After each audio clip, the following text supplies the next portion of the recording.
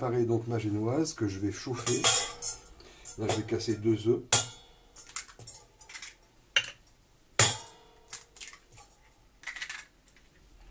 J'ajoute 60 g de sucre. Et je vais chauffer le tout en fouettant. De façon à faire monter le mélange autour de 40-45 degrés.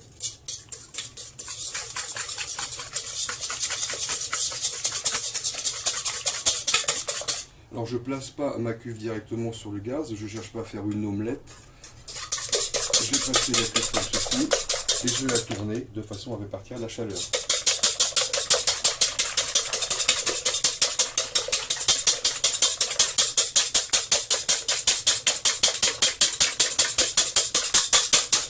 Je vérifie la température, c'est chaud, j'ai fouetté hors du gaz.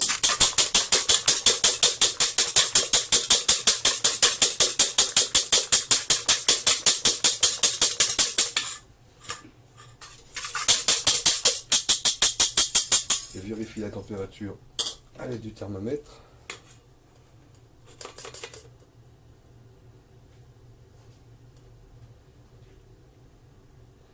Je suis à 28 degrés, je peux monter encore un petit peu.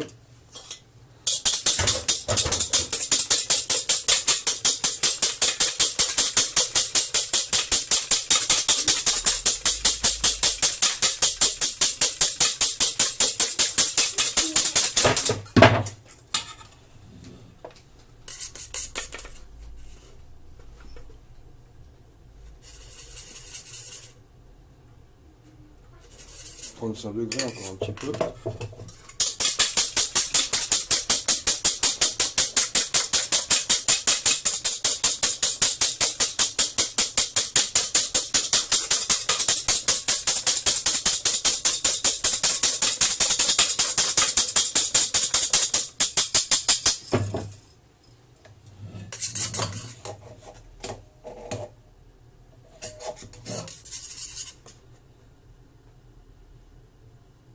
Voilà, 42 degrés.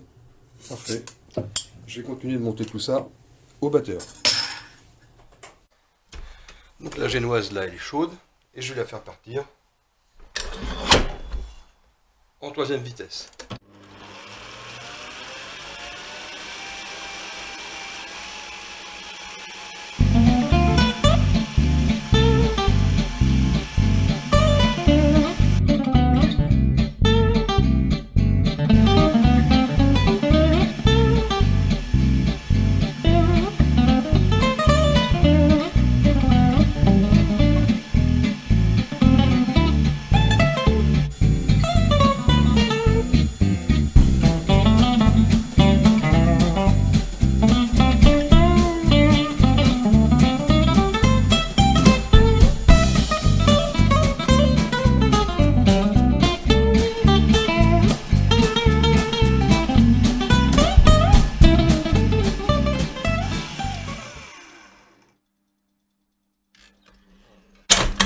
Mon mélange est bien mousseux, ça fait à peu près 4 minutes que j'ai mis le tout à fouetter.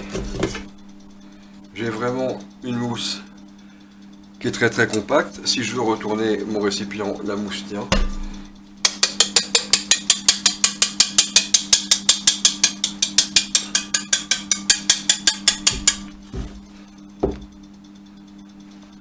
Et je vais incorporer dans ma mousse d'œuf la farine que j'ai pesée dans le moule qui va me servir à cuire cette génoise.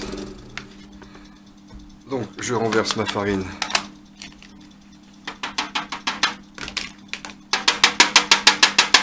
voilà dans un tamis qui va me permettre de mélanger ma farine sans risquer d'avoir de grumeaux.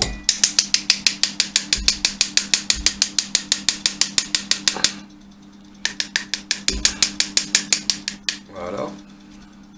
Je la mélange ici avec une grosse cuillère. Au travail, on va prendre une écumoire pour des quantités plus importantes. De même qu'au travail, on pourra demander à un collègue de verser la farine en pluie pendant que on mélange. C'est plus pratique de demander à quelqu'un de vous aider lorsque vous avez des très grosses quantités. Alors qu'ici, une petite quantité, on peut mettre soi-même directement de la farine sur les œufs et mélanger ensuite. Donc je mélange comme ceci, je gratte le fond de mon récipient, je remonte en grattant le côté, le bord, et en même temps ma main ici tourne ma cuve. Voilà. La génoise, on fera toujours un tout petit peu attention de la mélanger un tout petit peu trop. Si on ne la mélange pas suffisamment, elle va gonfler au four et retomber et former comme une cuvette. Donc là, ma farine est incorporée depuis quelques secondes, mais je mets quand même quelques petits coups supplémentaires avec l'outil, de façon à faire retomber un tout petit peu, légèrement, la masse.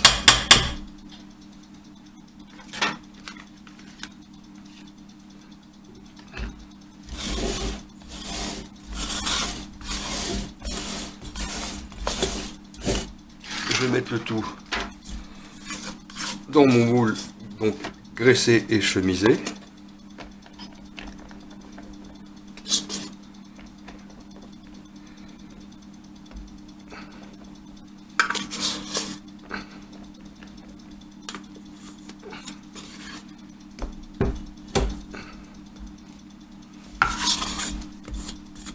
Voilà. Il n'aurait pas fallu que mon moule soit plus petit. Et je vais enfourner.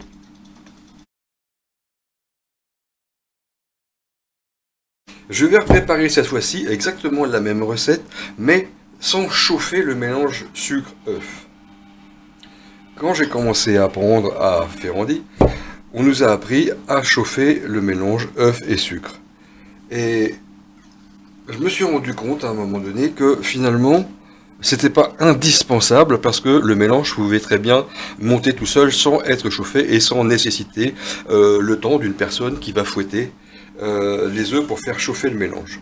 Il peut être rattrapé par un fouettage un tout petit peu plus long, mais qui va donner le même résultat. Donc j'ai placé ici mes 2 œufs, je vais mettre mon sucre en poudre, je vais mettre mon fouet, j'insère le tout sur mon batteur. C'est parti.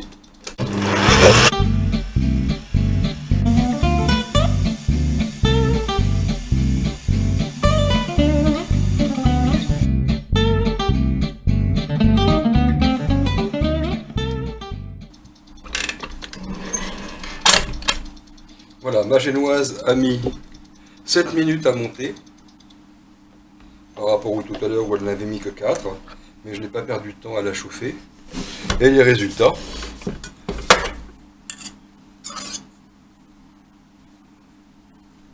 Est quand même identique.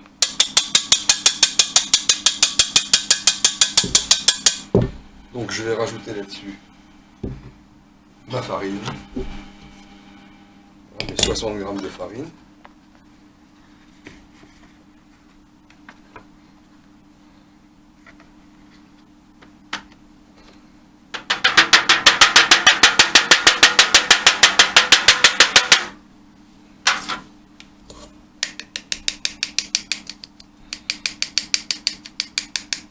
Voilà, que je passe au tamis.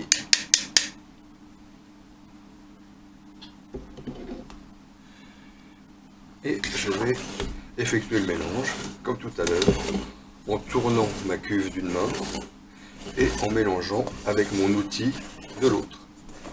Donc pour les grosses quantités en entreprise, on va utiliser une écumoire ou on peut directement y aller avec la main, en plongeant la main dans le mélange d'œufs et en reproduisant le même mouvement. Et je préfère parce que de cette façon-là, on sent bien à la main, au toucher, si le mélange est bien fait ou s'il reste encore des petites quantités de farine mal incorporées. Donc ma farine est bien incorporée. Je donne quelques tours supplémentaires pour faire retomber un tout petit peu la masse. Et je vais garnir mon moule comme tout à l'heure.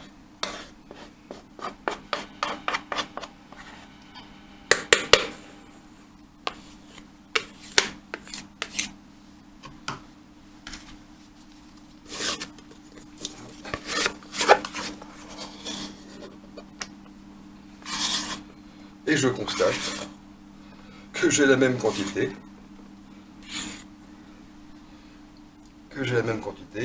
Donc un peu trop pour ce volume de moule, mais là hein, on est en travail à la maison.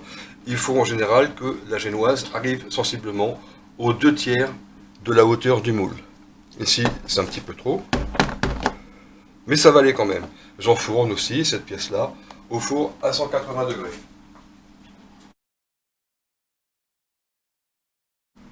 Ma génoise est dans le four depuis à peu près 15-20 minutes, hein, ça dépend du four. Et je vais vérifier sa cuisson. Première chose, j'appuie sur le dessus comme ça, j'ai l'impression que j'appuie sur une éponge. Il faut que je sente que la pâte remonte quand j'enlève mon doigt. Là pour l'instant je suis bien. Une autre façon aussi de s'en assurer, c'est d'enfoncer une lame, tortiller, la ressortir et de toucher immédiatement. Il faut sortir de la chaleur. Immédiatement, je vais démouler ma génoise de façon à ce que la vapeur puisse s'échapper sans aller coller dans le moule.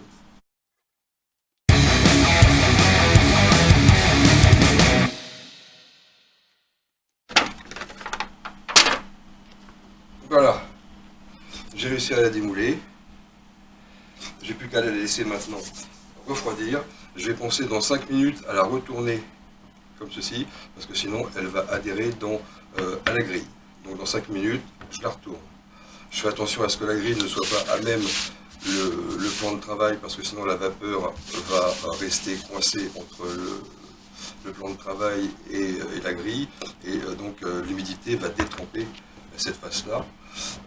Que dire d'autre? Pensez à la retourner. Et surtout, ne la remettez pas dans l'autre sens. Laissez-la comme ça, parce que c'est cette face-là qui va nous intéresser après pour le travail. Alors, je vais parer les bords. Enlever tout ce qui dépasse. Précision et points importants, j'ai utilisé des œufs qui étaient à température ambiante. J'ai fouetté immédiatement les œufs avec le sucre, sinon on risque de faire des petits grains, on appelle ça brûler les jaunes. J'ai foisonné au batteur, mais on peut aussi bien le faire à la main, hein. Au fouet ça va aussi.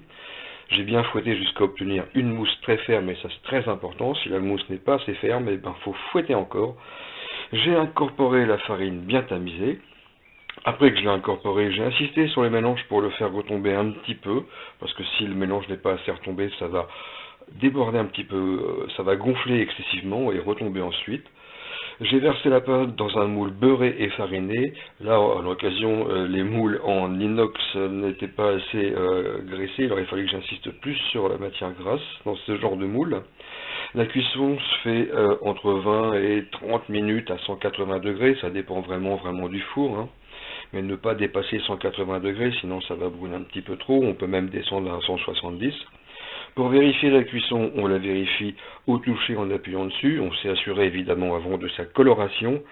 Et on va finir d'en être certain en enfonçant un couteau dans le biscuit. La lame du couteau doit ressortir bien propre et bien chaude. Si elle n'est pas assez chaude, c'est que c'est pas encore assez cuit.